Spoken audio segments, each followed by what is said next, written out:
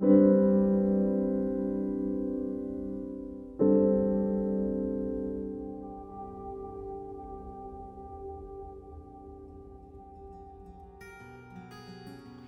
you've never seen a scene like this before. The basketball player stands at the free throw line. Just a few seconds left on the game clock.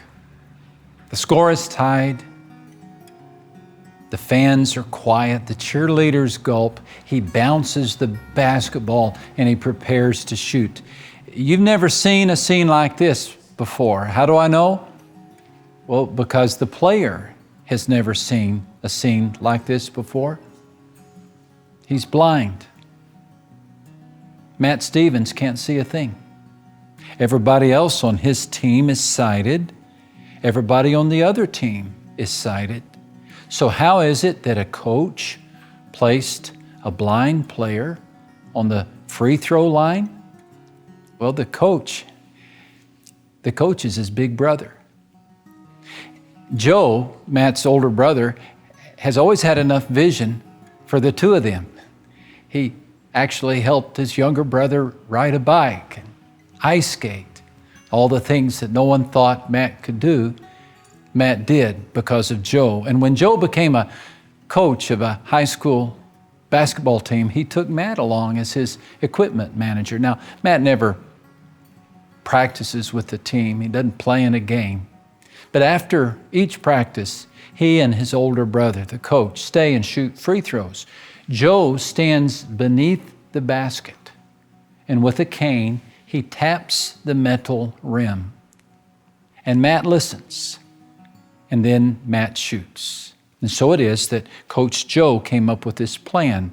He pitched it to his team, to the other team, to the referees, that for this non-conference game only, his younger brother would be the designated free throw shooter. Everyone thought it was a great idea, but no one had any idea that the game would come down to one shot. So far in the game, Matt is 0 for 6. He hasn't made one. So everyone is quiet. Matt stands at the free throw line. Coach Joe stands beneath the basket. He taps the metal rim. Matt takes the ball and he shoots and he makes it. Oh, the crowd goes crazy. But everybody has to settle back down because he's going to shoot again. And the scene never seen before repeats itself. And he makes the second one. A player from the opposing team grabs the ball and he launches a Hail Mary toward the other basket, but misses. The crowd goes crazy. And Matt is left standing there at the free throw line. He can't find his way back to the bench. Well, guess who comes to help him? His big brother, Joe. All the beauty of a big brother. A big brother will help you get through things. Big brother help you get through a test. A big brother has some lunch money. A big brother will get you down the block. Everybody needs a big brother. Now maybe you're not trying to make a basket, but maybe you are trying to make sense out of life or make it through a tough time.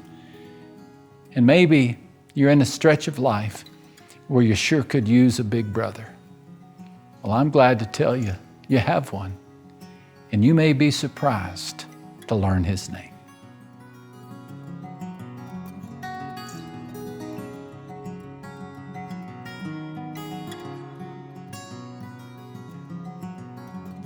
Wouldn't it be great just to have a big brother? Somebody to help us get through the tough times of life. Maybe you're trying to make it through a tough day, make a salary or make a difference. And you just need somebody to come in and give you some strength. We're going to talk today about how that big brother is a part of your life. And you're going to find out that what the brothers of Joseph discovered, you can discover as well. And that is the prince is your brother.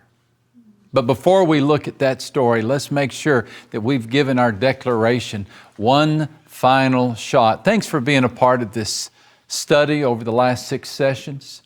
And let's remember that God is the one who's going to help us through this. And let's remember this survival creed. One final time, fill your lungs with air and your hearts with hope.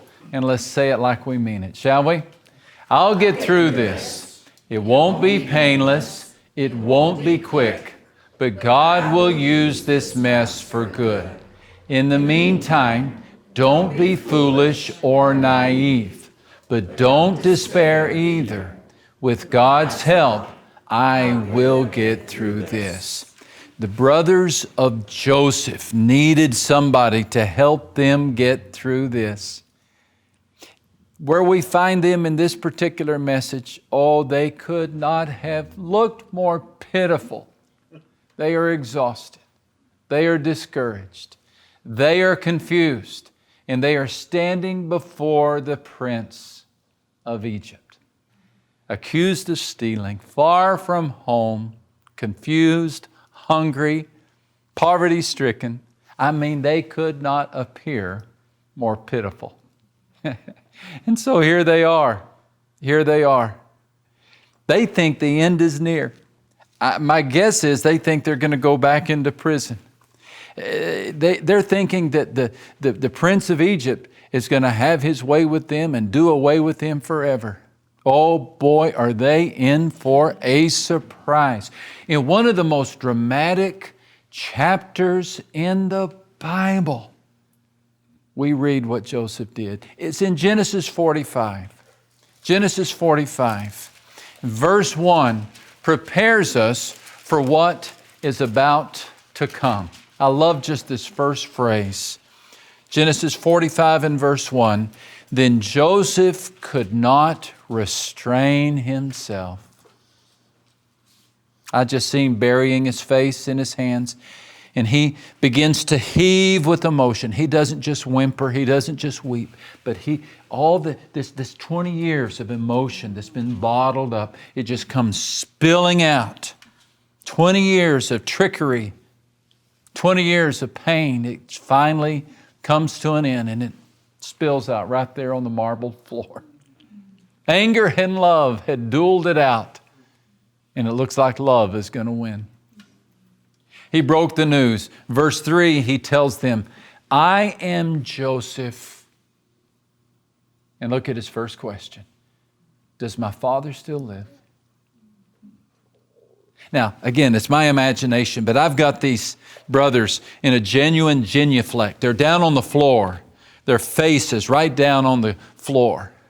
And they don't see him, but they hear this weeping going on. And they don't dare lift their heads. They don't know what to think. And then they hear him say, I am Joseph.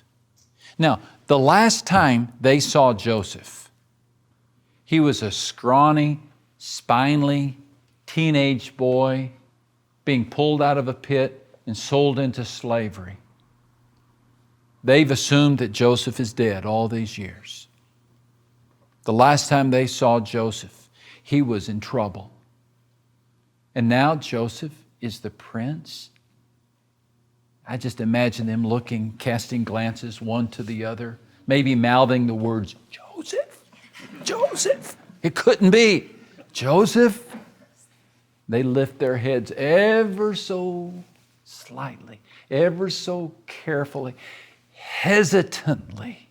And they look up and they see Joseph lower his hands, and that makeup that the Egyptian pharaohs and princes would wear, smeared from tears, and his voice shakes as he gives this invitation in verse 4. He says, please come near to me.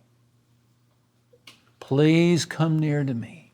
And the brothers stand up and they begin inching in the direction of Joseph.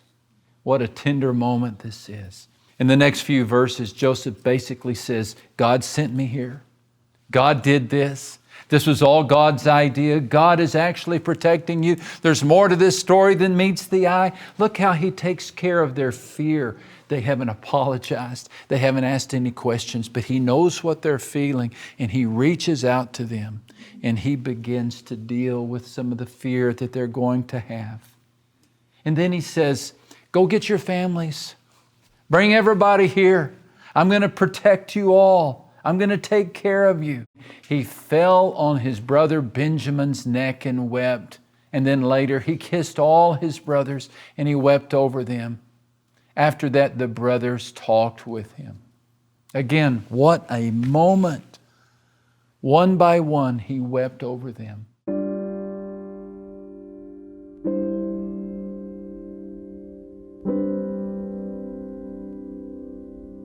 You know what? He didn't exclude a single one of them. He didn't exclude Judah, the one who came up with the slave trafficking idea. He didn't exclude Reuben, the one who was the firstborn but didn't behave like a big brother.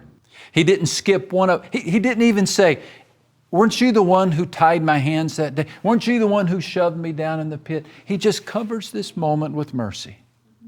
He embraced each one of them, and then He talked with them. He didn't talk over them. He didn't talk at them. He talked with them. Hey, Reuben, did you ever marry that girl from down the street? Judah, you got a little chubby since I've seen you. They have these moments of conversation. It's the family coming back together. And then Pharaoh hears about this. And Pharaoh basically says, Joseph, any family of yours is a family of mine. I'm going to give them a place to stay. Go ahead, tell the family to come. And so he sends for the family. And the reconciliation takes another step. About this time, it dawns on the brothers, we're out of danger. There's a famine still raging. The fields are still bare. But you know what? We're going to be okay. Why? Because the prince is our brother. Circumstances are still the same, but their confidence increases because they've discovered that the person who sits on the throne is actually their big brother. Oh, for such a gift. You know what? We know what it's like to face a famine.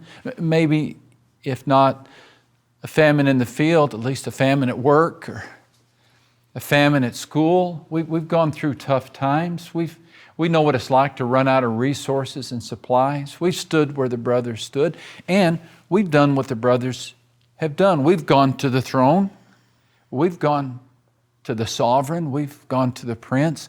We've asked for mercy. We've asked for help. We've done what the brothers have done. We felt what the brothers have felt. And you know what? We've discovered what the brothers discovered. They discovered that the person in charge was actually their big brother. You know where I'm going with this, don't you? Do you know that the one in charge is your big brother? This may be new language. You're used to hearing Jesus described as king. You're used to hearing Jesus described as Redeemer. You're used to hearing Jesus described as Savior. But it is a biblical term for you to call Jesus your brother because He calls you His family.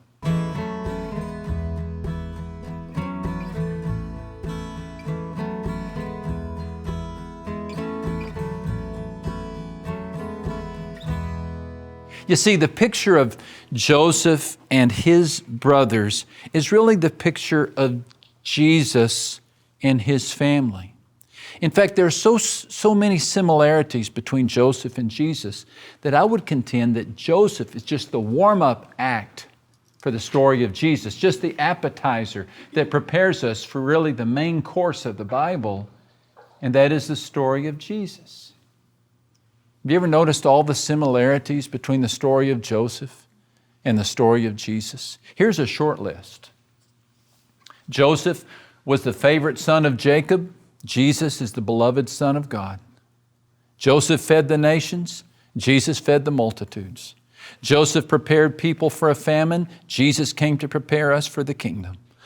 Under Joseph's administration, the grain increased. In Jesus' hands, water became wine and a basket of bread became a buffet. Joseph responded to a crisis of nature. Jesus responded to one crisis after another. Joseph was in command. Jesus was in command. He told typhoons to settle down and waves to be quiet. He commanded cadavers to stand up and the crippled to dance a jig and the mute to sing an anthem. And people hated Joseph. And guess what? People hated Jesus. Joseph was sold for 20 pieces of silver, Jesus for 30. Joseph was falsely accused and thrown into a prison. Jesus was condemned for no cause and nailed to a cross. And the brothers thought they had seen the last of Joseph. And the accusers thought they had seen the last of Jesus. But you know what? While the killers of Jesus slept and the followers wept, Jesus stood up right there on the slab of death. He unwrapped His burial clothes and He stepped out into the Easter morning sunrise. Listen to this verse from Ephesians chapter 1 and verse 20. God raised Him from death and set Him on a throne in the deep heaven, in charge of running the universe, everything from galaxies to governments. No name and no power exempt from His rule, and not just for the time being, but forever. He is in charge of it all. He has the final word on everything. We've already established how Joseph was put over the entire nation of the most powerful nation on the face of the earth at that time. Jesus, how much more, has been put over all nations, and not just for that time, but for all of time. You see, Jesus is our Joseph. Jesus is our Joseph. And here's where the similarities end. Joseph's reign over Egypt came to a conclusion, but Jesus' reign over the universe will never end. His throne will never be vacant. There came a time in which Joseph died and his body was carried back to his homeland where he was buried. But Jesus' reign will never stop. He has risen from the dead, and He will forever oversee this universe that He has created. And so we look now to the Prince and we find out, oh, the Prince is our big brother. The Prince is family. Yes, the famine rages. Yes, the challenges are many. But guess what? We have a Prince and we have a brother, and it's the same person. And you know what? The things that Joseph did for his brothers, your Prince does for you. Think about it. Think about it. Remember how Joseph wept at the sight of his brothers? Your Prince weeps at the sight of you, not out of shame, but out of joy. He loves you that much. He is thrilled when you come into His presence. He welcomes you to His throne room. He weeps with joy at the sight of you. And you know what? Just like Joseph called for his brothers, well, your Prince calls for you. Jesus said, come to me, all of you who are weary and heavy laden, and I'll give you rest. Come to me, He says, come to me. Just like Joseph said to his brothers, come near, come near. So Jesus right now is urging you, He's urging me, wherever we are in life, let's just draw near to our King. He weeps for us. He calls for us. And just like Joseph provided for his brothers, so our Prince provides for us. He provides for us. The Bible says that in Jesus we have an advocate with the Father, Jesus Christ the righteous. Who is an advocate? An advocate is somebody who speaks up on our behalf. Joseph spoke up on behalf of his brothers, right? And they were cared for. Jesus speaks up on our behalf, and we are cared for. Our brother Jesus promises to supply all your needs according to His riches. Philippians 4:19. You know, life turns everybody upside down at some point. I don't think any of us escape being taken down to Egypt. I think all of us pass through a tough time, a tough chapter. It may be long, it may be short. It may be short and seem like it's for long. But all of us face it. The woman who discovers her husband having the affair, down to Egypt. The businessman whose investments are embezzled, down to Egypt.